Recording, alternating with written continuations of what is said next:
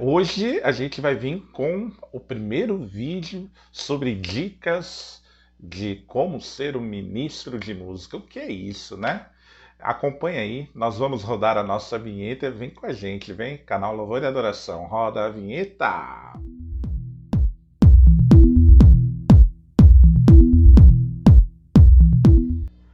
Olá, gente, tudo bem? Alan de Oliveira aqui mais uma vez com vocês. E esse é o nosso primeiro vídeo da série Como Ser um Ministro de Música, né?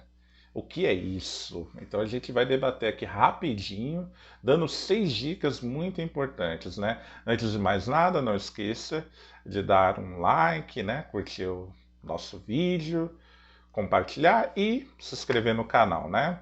Para que esse material possa desenvolver ainda mais.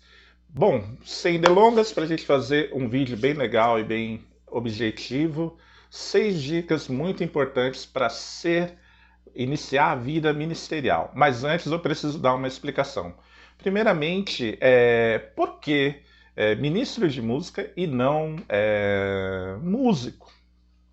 Músico amador, né? Muitas pessoas se incomodam até com o termo, né? E não deveria ser, deveria ser ao contrário. A gente tem que se considerar um ministro de música diferente de ser um músico comum, um músico que trabalha lá fora. Muitos falam músico do mundo, né?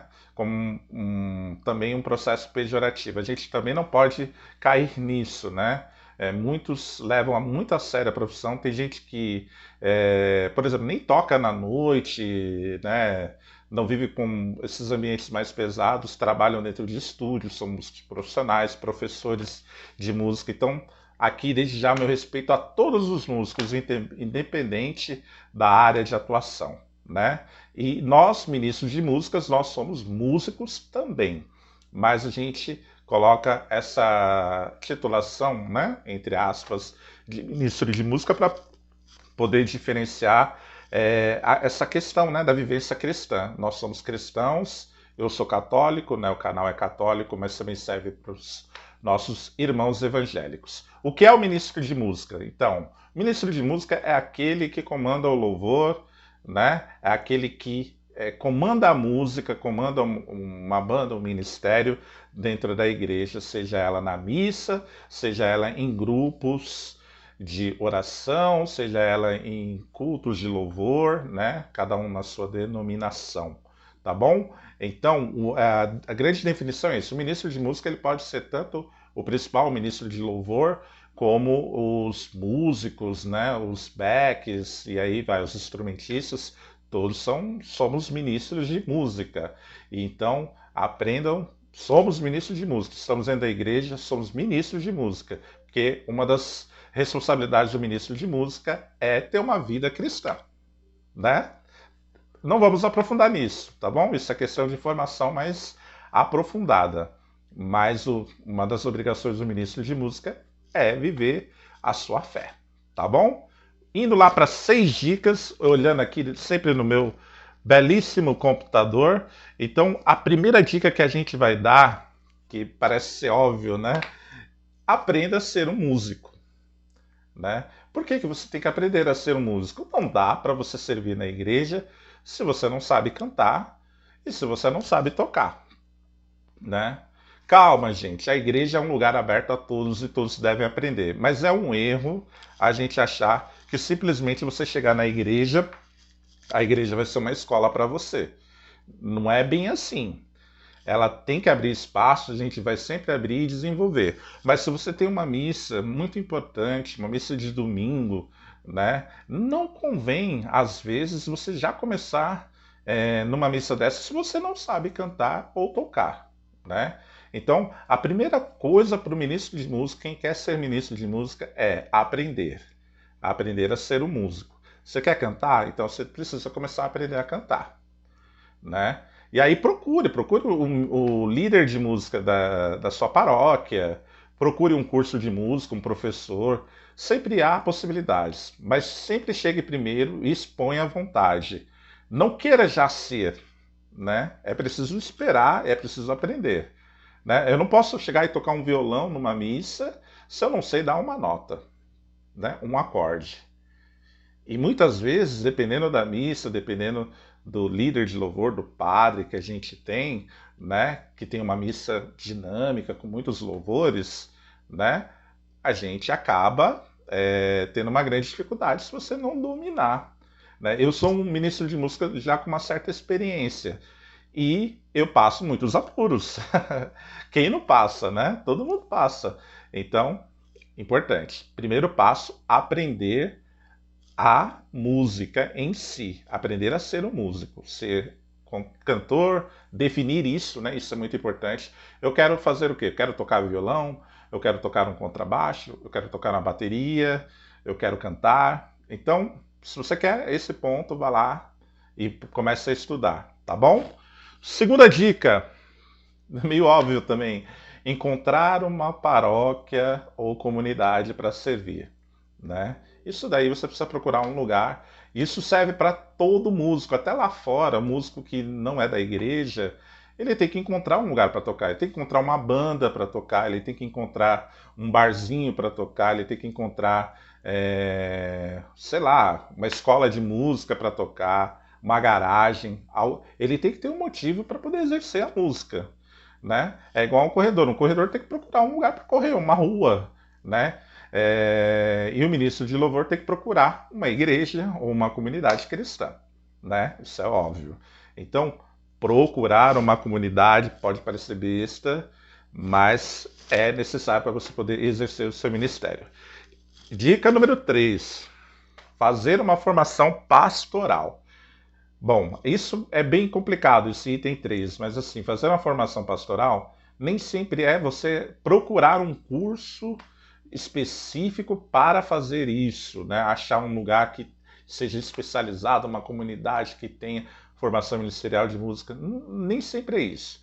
Você tem que procurar, quando você procura uma comunidade, um lugar para tocar, fazer a formação com os músicos mais experientes, né? E a formação na prática mesmo, né? Me ensine como é a vida de oração, como que eu aprendo as músicas, como eu estudo, como eu desenvolvo o repertório. São as pessoas experientes que vão te dar a formação. Nem sempre a formação ela é presa, ela é um curso em si. Mas a formação é a vivência, principalmente. Então a gente tem que procurar quem já vive, quem já entende e buscar essa formação. Dica número 4: conhecer a paróquia e a comunidade a qual eu quero exercer o meu ministério. Isso é muito importante. Por quê? O que acontece nós temos diversos tipos de comunidades com diversos perfis, né? Diversos líderes religiosos, né? No caso da Igreja Católica, a gente tem diversos padres com estilos diferentes, idades diferentes, né? Então, conhecer a realidade daquela paróquia, né, é muito importante. É uma paróquia mais jovem, mais carismática, mais tradicional, né?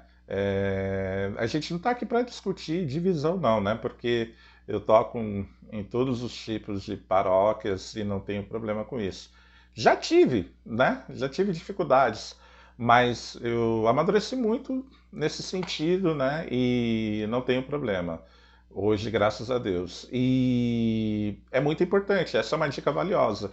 Você descobrir a comunidade, o estilo dela, né? Se também tem a ver com a forma como você pensa em exercer ali o ministério, é muito importante.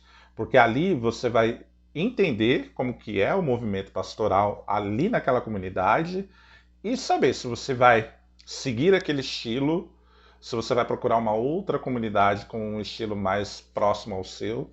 Essa liberdade é muito importante, né? Uma liberdade de exercer o ministério é extremamente importante, né? Então, pense nisso.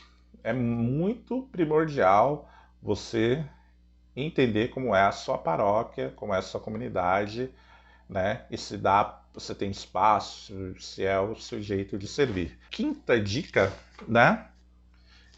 Essa é bem importante, né?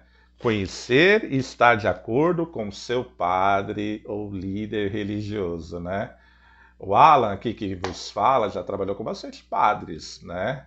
E os padres, meus amigos, graças a Deus não tenho problema com nenhum deles, só tenho amizade, boas histórias, né? Mas, claro, a gente já teve assim muitas situações de desacordo, né? Até de discussão. Então, o que que eu quero dizer com isso? Com a experiência adquirida, né? Se você conhecer bem o padre, o líder da sua comunidade, né? E até para os irmãos evangélicos que de repente estão usando como referência o seu pastor, é muito importante você entender, né? Que é a mesma coisa da comunidade ali, né? Como que é o padre? Como que é o líder religioso ali, né? Mais carismático, mais tradicional, tem mais idade, né? Que tipo de música eles pensam, que tipo de instrumento eles permitem ser tocados dentro de uma celebração, né? Isso é muito importante, né? Tem paróquias e há líderes que preferem uma missa mais calma, né? Com restrição a alguns instrumentos, tipos de instrumentos, uma liturgia mais rigorosa, né? Então, cabe a você respeitar, participar ali, beber daquela fonte, ou você procurar, né, uma comunidade que seja mais de acordo. Eu já vivi de tudo isso, né? Já fiquei para beber daquela fonte, já saí para beber outra fonte, né? Porque não era o momento ali, o meu estilo, o meu jeito de ser.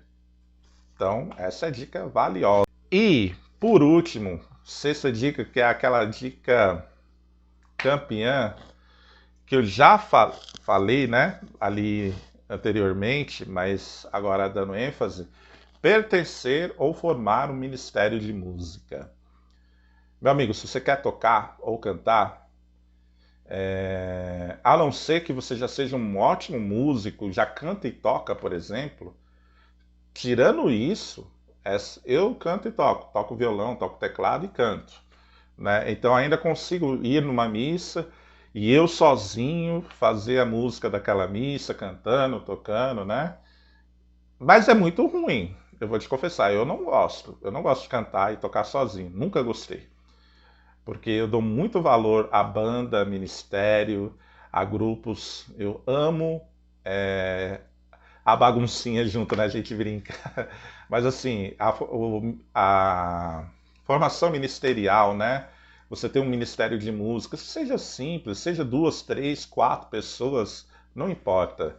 Mas você estar sempre acompanhado é muito bom.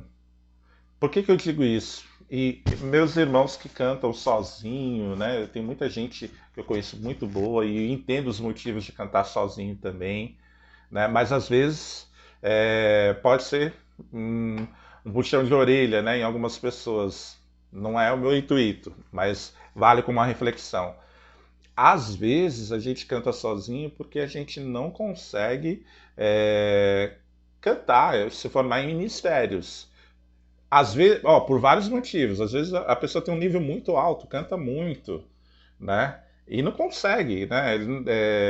Tem muita gente dentro da igreja que está aprendendo, que não é profissional, então tem esse tipo de dificuldade, né?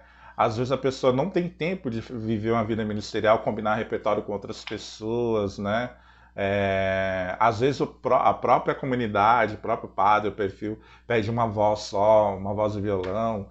Tem todas essas situações, mas lembrando do 15º domingo comum, domingo passado, na verdade estou gravando vídeo, né, no 15º domingo tempo comum ainda, né, que o evangelho fala de Jesus mandando os discípulos de dois em dois, e eu comentei que dois em dois, vida em comunidade, em dupla, em trio, não importa, mas ser comunidade. Então, formar ministério é uma ótima ótica de comunidade, entendeu? Aprender a trabalhar em grupo, aprender a dividir o pão, né?